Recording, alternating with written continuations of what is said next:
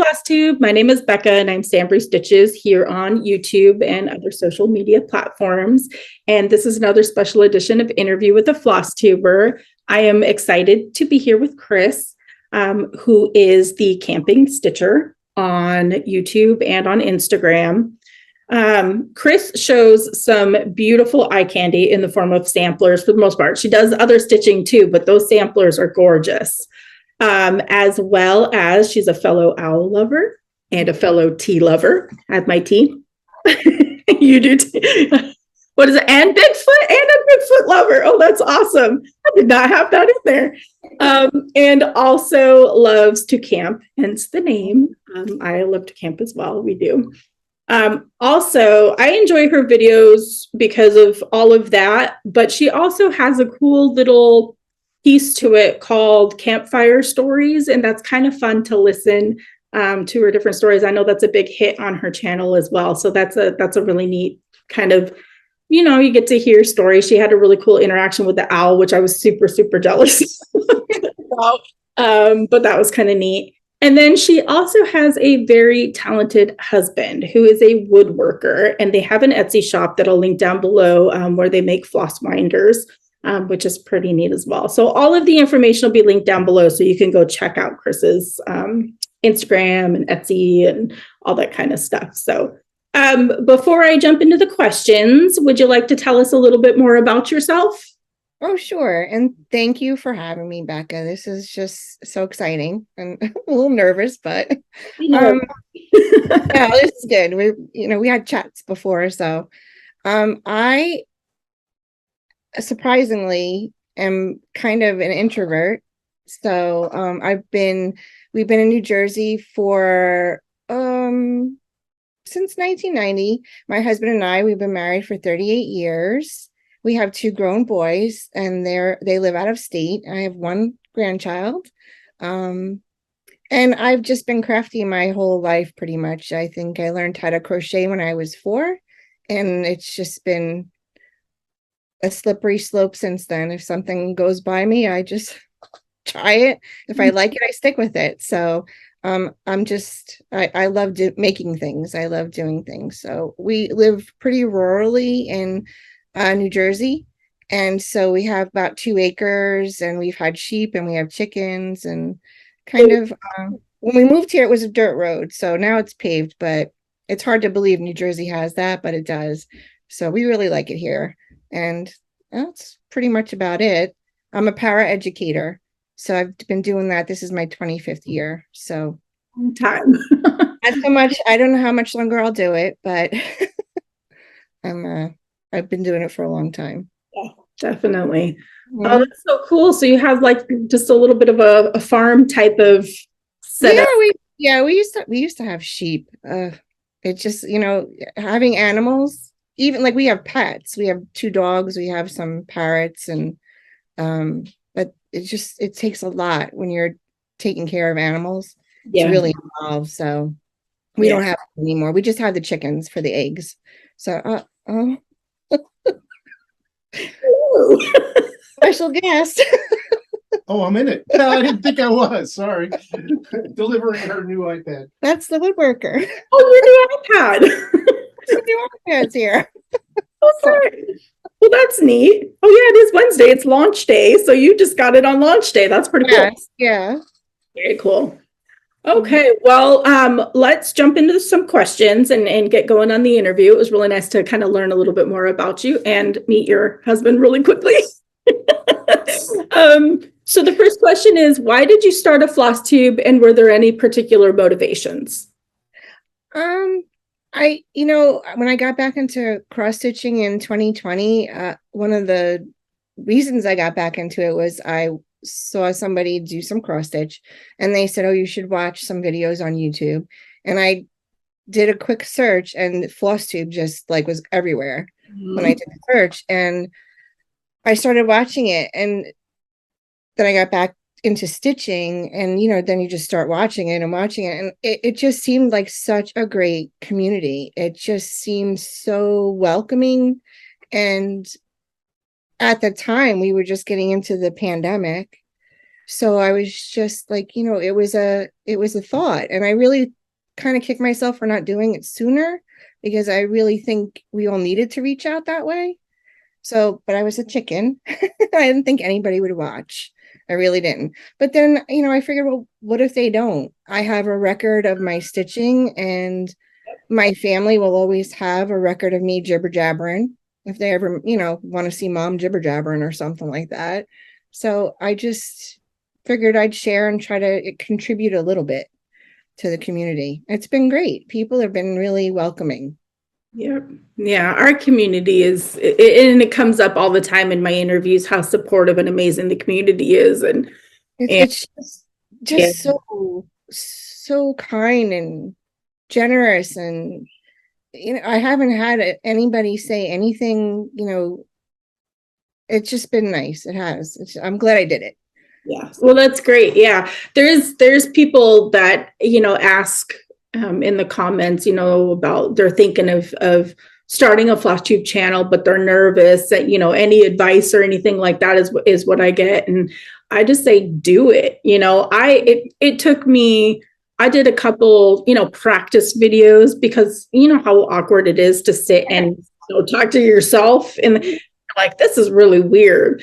So I did a couple practice videos, and then you just go for it. Everybody's first video is going to be awkward and uncomfortable. I think I must have had 10 takes the first time, and I was just like, oh, it's stopping. But it's just you delete the video if you don't like it, and you do another one. And I'm not there yet. I mean, I made one yesterday, and I totally forgot to give all the things when I said I was having a giveaway. So I don't know if they know to be 18. I don't know. Yeah, sometimes I forget to say that too, though. Yeah. There's always something you forget to say. I have notes, and but it's a learning process. But if it makes somebody else interested, or they appreciate it, or they enjoy it, it's worth it. 100%. 100%. So how did you come up with your channel name? Well, when I got back into cross stitch, we were actually on a camping trip, and I had seen my friend Opal. She's my virtual friend. We've done a lot of crafts together, knitting and crocheting, and she was making a full coverage. And I was sitting at the campsite, and I was looking at something that she has been working on, and I did that search and found all the Flosstube. And I don't know, it just seemed to make sense when I decided, well, I had my Instagram, and then when I decided I was going to kind of make it more about cross stitch, I figured I should have a name, and that's what it came into my head. That's where it happened, camping. So, I hope I don't know. I sometimes I don't know if I picked the right name, but I'm going with it. I think you did, because everybody tends to pick their names based on themselves. You love to keep, yeah, I'm sure you take your stitching with you when you camp. So, I mean, it works. So, yeah, makes sense. Yeah. So how did you learn to stitch, and how long have you been stitching? Cross stitch, I want to say my mother-in-law, when I met her, she was very crafty. I was very lucky with my mother-in-law. My mom was great too, but she sewed like curtains and upholstery, and she did crewel. And she always, if I wanted to do crafts, she was always, she always, like, we went to the store and got needlepoint. But my mother-in-law was the one that taught me kind of cross stitch. And so I was probably, I want to say 22 when I met my husband. And I stitched with her on and off over the years. When we moved to New Jersey, I had a cross stitch shop, actually right by the school that I work at, which is no longer there. And her and I used to, when she came out here to visit us, we used to just, go craft shopping at the cross stitch store. So she was the one that really got me into it. I had done needlepoint, and I did embroidery and a little bit of candle wicking and crewel with my mom, and crochet with my aunts and my grandmother. But my mother-in-law was the one that taught me. Nice, nice. I think my mother-in-law, she did a lot of plastic canvas type of stuff. And my grandma-in-law, I guess, did a lot of sewing. So when we went to visit, that's kind of where I picked some of that up too. But that's Right. so do you have a favorite project that you've stitched so far? Well, I have a couple that I really, I'm proud that I did, and but everything I work on is my favorite. But I pulled one out because I think this was the first Hands Across the Sea I did. This is the first Hands Across the Sea sampler that I bought. Okay. But I don't think it's the first one I did. But Sarah Spencer, Oh yeah, that's pretty. I really have to frame it. I keep saying and lying on my floss tube. I keep saying I'm ordering frames. I haven't ordered them. I'm so afraid to bring this to Michael's or Hobby Lobby. I really am. I should just send it out. But I have like 4 or 5 Hands Across the Sea and some Blackbird and some, I have a lot of samplers that I want to get framed. But I was proud that I finished it. And my other favorite piece was the Angel of the Sea, and that's hanging up in my bedroom. That was the one I started with my mother-in-law. We both picked out Fancy Ladies, and she picked out I think it was Lady of the Thread. It's the one with the lady sewing and the little girl sitting at her knee. And she did that, and I started the Angel of the Sea. And it took me 20 years to finish that. She finished hers way earlier, but Hey, it doesn't matter how long it takes. It got finished. Yeah. That's funny. So what do you enjoy most about stitching? I think it's probably because it's so peaceful most of the time. Not talking about those times where you make a mistake and you're ripping it out. But for me, it's I get up in the morning and I have my coffee, and the house is quiet. My husband's still sleeping. I let the dogs out and I have my coffee and do some stitching before I go to work. I just feel like that's a really great way to start my day because it's calming, it's centering, it's peaceful.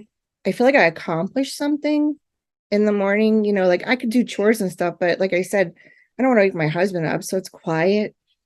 And I watch a little floss tube.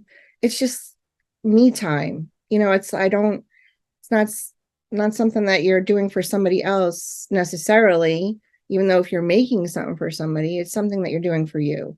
Yep. So I really enjoy that. It's meditative. Mm-hmm. It's very like centering, yeah. I need to do something like that where I wake up and put a few stitches in. So it just starts my day, Right. It's like a place that you start your day, and it's just like, it's really not much is going to go wrong with it. I mean, you might put a couple stitches in the wrong place or something, but yeah. I just feel it's a nice way to start the day. Yeah, I could for sure. Yeah. I do most of my stitching probably in the morning. Okay. Because sometimes when I get home from work, I don't have time, but I try to do a little bit in the evening. Yeah. Yeah. Yeah, I get that. I do most of mine. I mean, I do it throughout the day. I only work 3 days a week. So, but sometimes you just need the stitching to kind of, I don't know, calm and Yeah. And sometimes like it is true. Sometimes it is the only way you could stab something 10,000 times and get away with it. Yeah. You don't know how many times I have had that sent to me by my non-stitchy friends when they see it. It's like, it made you. That's true. I know I try to bring stuff into work too, but I don't know. Like sometimes I can do it at work at my lunch. I don't have a long lunch. And sometimes people get to talking to you and you kind of torn because you're glad that they're interested and you want to give them more information, but then again, you can't stitch because you're talking to them. So Yep. I bring my stitching everywhere and I do it on like my work breaks and stuff like that. And most of the time they know not to bother me when I'm stitching because I need that and they know I need that. But every so often they'll come over and want to see what I'm doing or something, but it's too funny. So we're going to get out of Stitchy Talk a little bit and kind of learn a little bit more about you. And so what's your favorite genre of book or movie? I want to say for books, I've been reading a lot of like some mysteries, some like mystery romance. I like historical fiction, but for movies, it's pretty much I like comedy. I used to like horror, but it makes me too anxious. I like action adventure, like I'll watch the new the Top Gun or some my son will get me watching like the new Marvel movies that come out or the Iron Man or something. I enjoy those, but mostly I can't take the anxiety of a horror film anymore. And I used to love those, so but it's mostly comedy now. I could go for a good comedy, good laugh. Nice. Yeah. And comedies, you can kind of sit and stitch through those because there's not a in-depth storyline or something. That kind of thing. Yes. So what fictional place would you most like to go to? Well, I thought about this a lot. And I didn't want to give the, Hogwarts and all. I would really like, I don't know if you've heard about Virgin River. It's a book series and a TV series. I wouldn't mind hanging out in Virgin River for a little while at Jack's Bar. What is Virgin River like? What is it about for you wanting to go? It's about the people that live in this small town called Virgin River. Okay. And yeah, it's kind of like I think that TV show is like a kind of romantic, kind of interpersonal, kind of some comedy in there. But it's I enjoy reading it. It's kind of like who could I equate it to? I don't know. I don't know who else to equate it to. But it's kind of like a romance, kind of like what mystery. There's some mystery to it too. Okay. Sometimes there's a little murder here or there. Just a little murder over here. And something, she's written a couple of series, and now I think two of them are in Netflix series. So I wouldn't mind hanging out at Jack's Bar and having Preacher make me a meal. So I was thinking either that or Downton Abbey. Yes. Total other end of the spectrum. Not in a California mountain town, but in an England countryside manor. Well, those places. Yep. So if you could choose to do anything for a day, what would it be? I want to say getting my whole family together, my boys and my daughter-in-law and my grandson, just spending some time together. We get to see them individually most times, but it's been a while since we've all been together. So that would be nice. Yeah.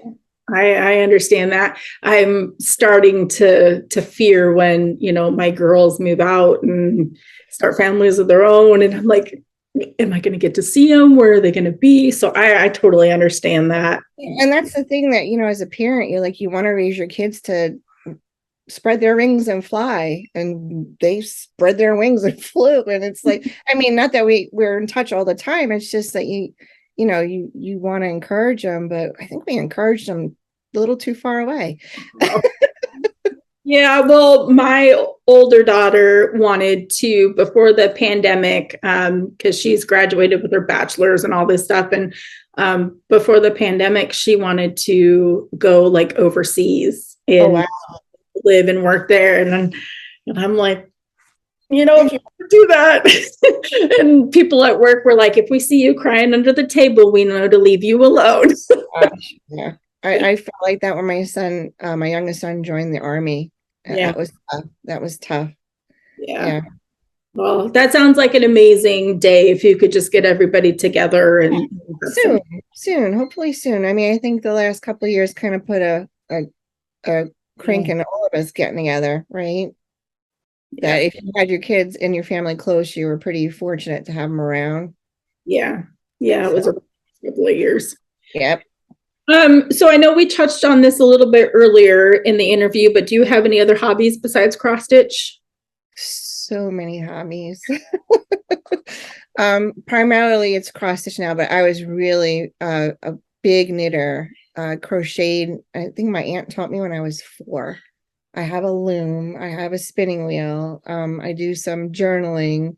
I've done some illustration and painting, and I've tried a lot of things. I like punch needle and rug hooking. I just am so obsessed with cross stitch that, and I think too, like we all cycle in and out of our crafts sometimes, but there are some that stick with you. And I really feel like, I'll pick up my knitting needles and knit, and I have a blanket I'm crocheting, and I'll dabble here and there, but cross stitch really, once I got back into it, oh my gosh. Yeah. It wasn't like it was when I started with my mother-in-law in the 80s. Oh my, it's just so different.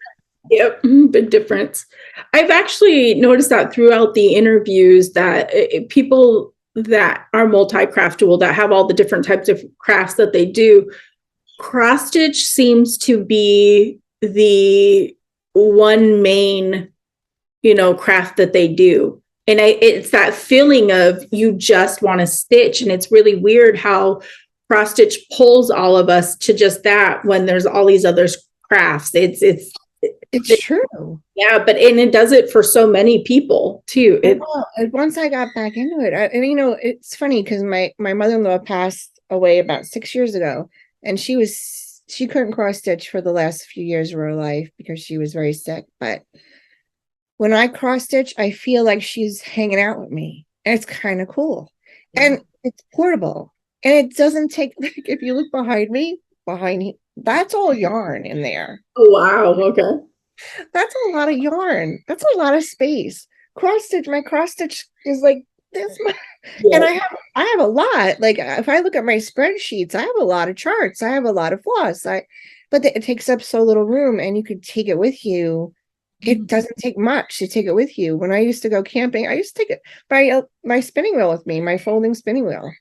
And then I took my electric spinner when I couldn't spin on that anymore. That's a lot of room. When I take cross stitch, my husband's like in heaven. It's like one bag. I don't have to like take up all these corners of the camper with my paraphernalia. It's just like all in this little neat spot. You got your project bags. You take one big bag with your project bags, and you won't be bored forever because you've got 5 or 6 projects in there. And you know what? You could take quite a bit with you and not run out of things to do. Plus, you can plan places to go if you run out of things to do. So, I mean, it works out. That's awesome. So this is one of my most favorite questions, and it's, how would your friends describe you? I asked a couple of my friends, and I made it clear I wasn't going to pay them to say something nice about me. They all said the same thing. They were like, "You're so crafty. You're so creative. And they said I was funny and sarcastic." I could be very sarcastic, and a lot of people don't catch it. Oh, they say I'm very soft-spoken, but yeah, but mostly they said creative and crafty and things like that. They were nice. They were nice. I mean, that's good. Those are good traits. Yeah, I hate them. Funny. So how do you prefer to stitch? Do you use like a hoop, a Q-snap, in hand, that kind of thing? It depends on what I'm making. If I'm doing a sampler, I will put it, a lot of the times I'll put it either in a hoop or I'll put it on a frame. If it's a long sampler, I tend to put it on scroll frames. If it's like just if I'm going to bring it with me, I'll use my hoop. If I'm doing fill-in, like on Live on Little, I stitch in hand. So I actually do like all of the methods. I just think it depends on the item, the thing I'm working on. Like Strawberry Manor Sal that Teresa Kogut is doing. I use a hoop because it's in sections and I'm only working on a small section. So I feel like the next time I move the hoop is going to be the next section. Makes sense. Yeah. So I don't like, I haven't had trouble getting hoop marks out yet. But I have like a steam iron and towels and a steam block. I mean, haven't had any problem getting the hoop marks out, but I can see where they might be a problem for certain fabrics because they really do mark it up. yeah, they do. I used to use hoops and it would just leave that indent, where it's like bent over the hoop kind of thing. And I cannot use Q snaps though. Actually, I'm looking at Q snaps hanging up in my room. I can't use them. I hurt my hands with them, and it's my own fault. I don't know why I do what I do, but I grip them so tight, and I have no idea why. So I had to stop using them. I guess I could use them in my frame. yeah, if you have a stamp them in, but yeah, that's why I haven't done anything with them because I figured they might come in handy for something. Yeah, I'm a huge, that's all I use is Q snaps. But I actually do notice that I do, if I'm not at, because I have a case creation lap stand. And so usually I'll put it in that. But if I don't, like if I'm out and about, I grip it pretty hard too. So I get that. I wonder why. That's so weird because I don't grip my hoops like that. But I do this weird thing with my hoops where I stick my finger out. I have no idea why. It's just the weird way we hold things, I guess, that are comfortable. Yeah, it's like whatever's comfortable, I guess. I have a case creation stand too. I like it. I put my scroll frames in it. Oh yeah. Yeah. It's a nice frame. I don't use it as often as I probably should. I don't know why. I think it's just the way that I stitch and the position and the Q snap, whatever, where I don't know. It's something weird. I mean, it comes in handy. I have a kettlebell that I should be using for exercise. And it actually is the weight I use on the case creation stand to keep it from flipping over. Hey, at least you're using it. Better than a brick. Yep, that's true. That's true. That's funny. Just kind of hold it in place. Yep. Yeah, because I can tip that thing. Yeah, I know. And that's the thing, because I don't use it because I've posted pictures with it and I have people like, how are you using it? Because sometimes I'll use it to where it's like this. Yeah. Depending on how the Q snap is, because I'm a left-handed stitcher. So like, things are different. And people are like, how are you using it like that? I don't know. But yeah, it does get kind of wonky sometimes. Yeah, get wobbly. Yeah, I get that. Do you have like a preferred fabric that you lean towards, or are you kind of any type of fabric? My favorite fabric to stitch on is 36 count linen, even weave. I think, I've actually have some 18 count Ada that I want to try because I think I'd really enjoy that. And I think that would be nice for travel, especially if you're in the car. Yeah. I have stitched in the RV while he's driving. You need really good light for it. The light has to be on your side. And, there's a lot of roads are bumpy. So I think the Ada might really come in handy with that because the holes are kind of, your needle just finds them. Yep. Yeah. Or that 18 count, 36 count area. I do have some 40 count. I don't really think I'm going to venture into that 56 count world. I'm right there with you. I mean, I have a hard enough time seeing as it is. It's just how people are doing that. They must have like mucho light and magnifiers. And I get a little queasy when I look through a magnifier. Yeah, I do too. I don't know. I mean, I don't know if I could. I guess you could adjust to it if you use it enough. But yeah. I'm an Ada stitcher. 18 count is pretty much my go-to. I've kind of switched a little bit more to 20 since I've been designing, because 20 and 40 is, 40 accounts are pretty popular. But we do a lot of adventures where my husband's driving and I'm sitting in the passenger seat of the truck, and 18 count is just my go-to to bring because, it, and, even with the bouncy roads, I can still stitch. Not a big linen fan. I do stitch on linen now. I just bought Meg eyes that I can't wear with these glasses, even though they say that you can. So I ended up ordering like a clip that you can put on there. I need 36 count linen. Wow. Yeah. So I get it. It does make me a little queasy too using them, especially if I'm trying to move my head around. Right. Don't look anywhere else because you'll be, whoa. I know I like, and I also like that on 36 you can use 1/2. Yeah. I don't, my grandson's stocking is with 2/2, and it's actually on 28 count. That seems huge. But I don't like using 2 strands. I don't either. I do not either. And My stitches look so much nicer 1/2. I was gonna say trying to keep the stitches straight and having a railroad or whatever, because I just started something for my daughter and it's on a 36 count linen, but I had to do 2 strands because there's blended.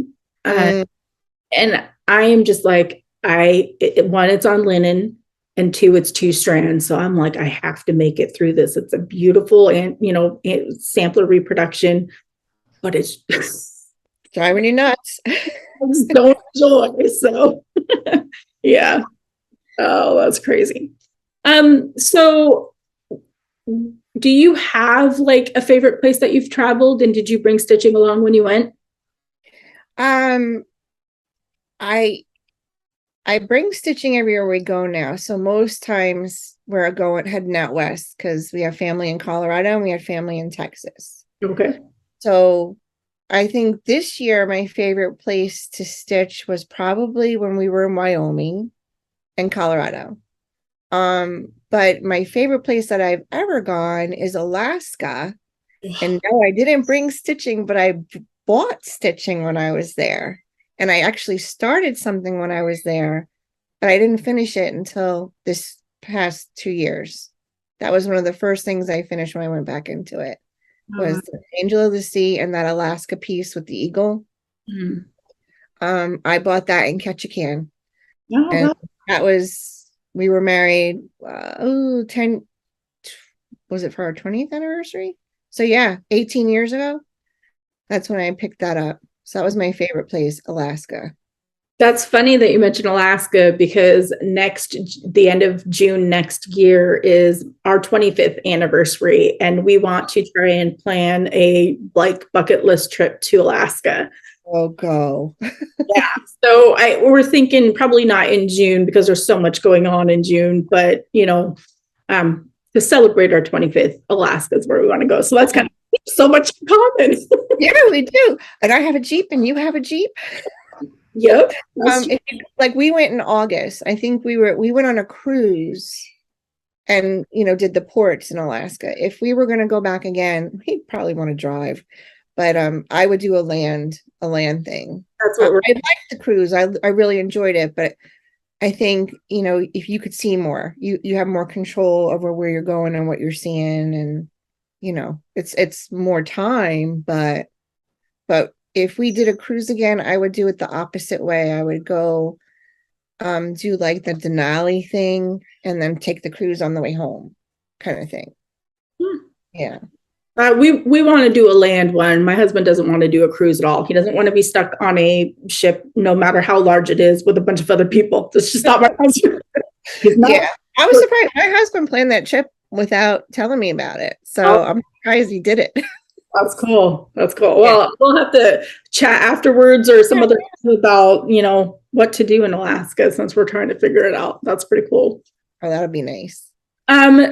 So let's get back into a little bit more stitchy talk. What can you not do without for your stitching? Like your favorite go-to must-have, besides the basics, of course.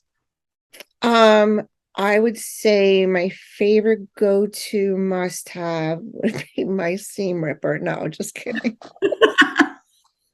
I would say a good light, and I have a travel light, so I would say definitely good light and a good pair of scissors, a really good pair of scissors.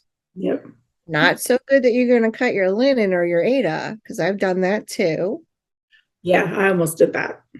But yeah, those are I have to have a good pair of scissors with me. I can't stand it when you go to cut a thread and it goes, Yeah.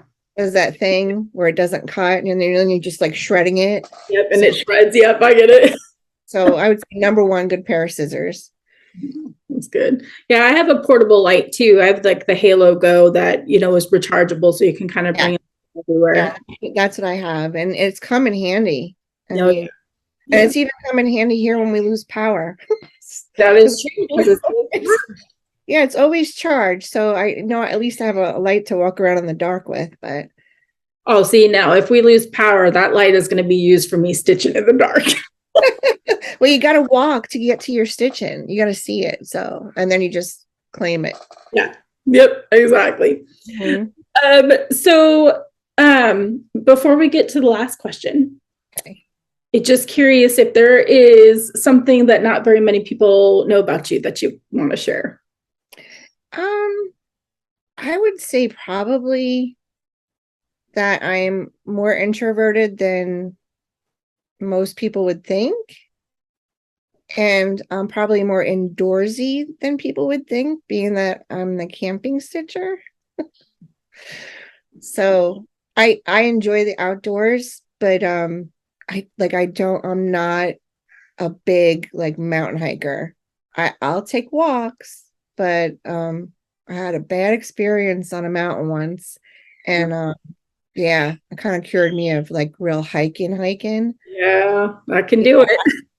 Yeah, I guess yeah, you wouldn't think that I'd be more indoorsy if I'm the camping stitcher kind of thing. But I mean, I love seeing the country and I'm like sitting outside at the campsite and stuff, but I'm probably more introverted, and I think too that's probably a side effect of, the last couple of years. Yeah, So, I'm trying to break out of that though, trying to be more involved and or retreats so you can be around. yeah. So I actually missed a question, so we got two more questions. Okay. How do you decide on what you're going to work on next? Well, I'm easily distracted by squirrely things that I see other floss You chickens are. doing. Yeah. But I do like I have my basket like right next to my chair. And lots of times when people are doing stuff and I see it now, it wasn't the case a couple of years ago, I'm like, I have that.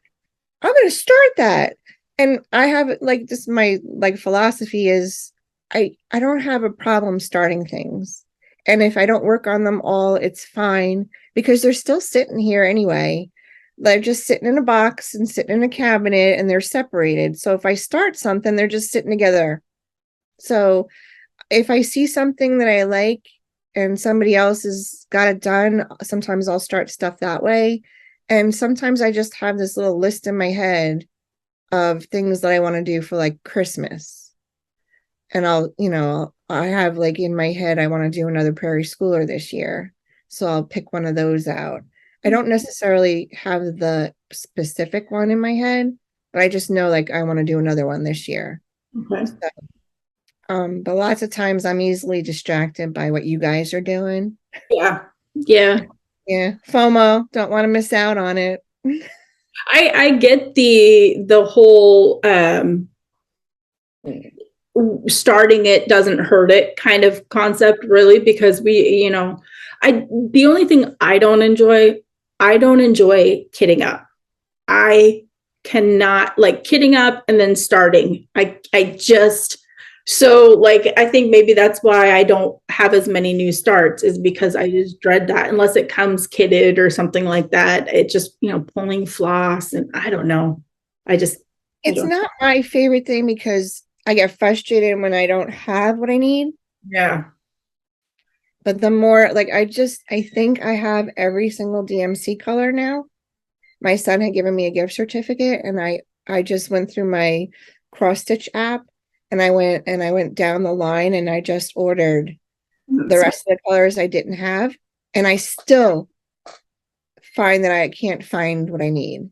So I think that it's pretty like the least favorite thing to do is kit something up. That's why we buy kits sometimes, because it's so easy. I came home last week and there was a kit waiting for me, and I was just like, oh, that's a great one to start. Yep. And I started that one. But I think too, I'm trying to be more organized about where I have stuff so that when I want to kit it up, I can get to it. Yeah. And my problem is I'm not the most organized person in the world. Yeah, I'm not either. No. I'm trying. I mean, I have a stack over here that I have to put in my spreadsheet so I don't buy another pattern that I already have. And I have a list of my fancy floss in my spreadsheet. but that, you know what, if you buy extra floss, it's not a big deal. Right.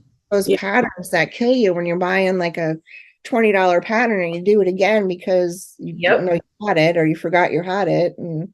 But yeah, kitting up is probably the least favorite thing.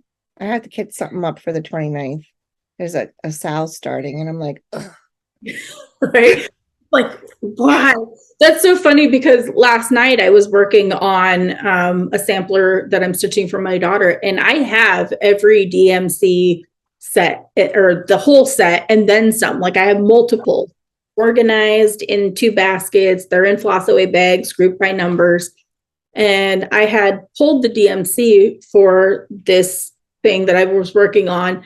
And I was like, where is, I think it was like 3866 or something like that was the number. And it's not in there. It's not in it, like it was nowhere. So I had to order and go pick it up today because I just did not find it. So I posted last night, and there's blank spaces in the letters.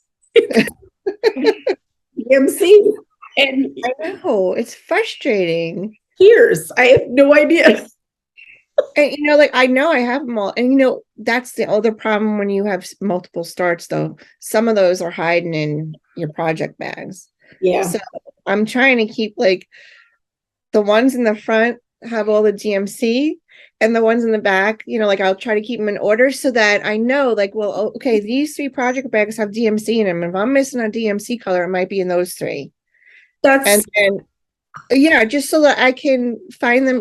Like I know that they're somewhere, and then this section is for kits up that have weeks, and this one is, and sometimes they have more than one brand of floss, but I try to stick those in the back. But yeah, so I try to be organized so that I can find something. But I had a problem ordering fabric like 2 weeks ago. I was like, why did I order this? Yeah, I think I saw that in your video. Well, I know I ordered it for a reason. I usually put like a note in, like, ordered this, blah, blah, blah for this. And I didn't. Yeah. That's because it takes so long to get to you that if you don't make a note or something and it arrives, you're just like, oh, cool. Okay. Well, I'll use it. Yeah. I know. That happens. So we're on to the last question now. Okay.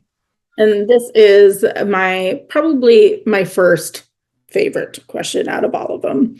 And it's, what's the best thing that has happened to you within the past couple of years?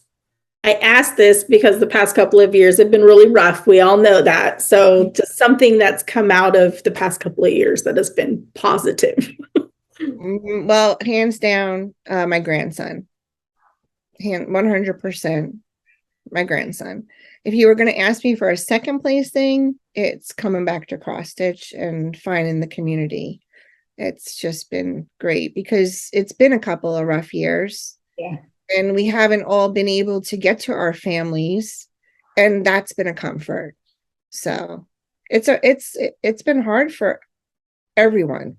Yeah. I think that the good things that come out, that's a great question, because I think it makes people appreciate that some good does come out of that, right? That's why I ask it, and that's why I ask it at the end of the interview, because it leaves people with something uplifting. Because you can't dwell on all the negative and the sadness, all the craziness that has happened, because even though there's all of that, and yes, it was overwhelming, there has to be at least one good thing that has come out. There are some bright spots, right? So definitely my grandson becoming a grandma. Well, that's your first grandchild then. Yep. Oh, congratulations. That's exciting. Yeah. Getting big. But yeah. Oh, that'd be so cool. I'm to cats, but it's different. Yeah, I've had grand dogs and a grand cat for a while. Yeah, that's cool too.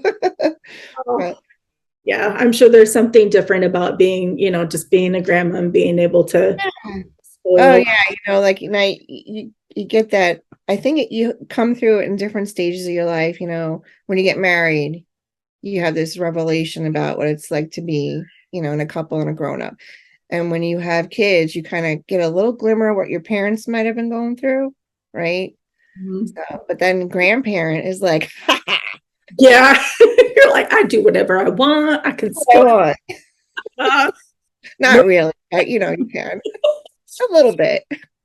Yeah, no, I get it. Oh, Mhm. that's great. Well, thank you so much for taking time out of your day. I know you work today and you're tired and all that. And we had to switch the interview because yesterday I had stuff going on. So I appreciate you being flexible and having the time to do this interview. No problem. I'm honored to do it. Thank you for asking. This has been fun. Well, I'm glad. I'm glad And that you work today too. I know. I work every day, so it's okay. Thank you. Thank you for having me. Not a problem. We'll say bye to everybody on Flosstube. Bye, Flosstube.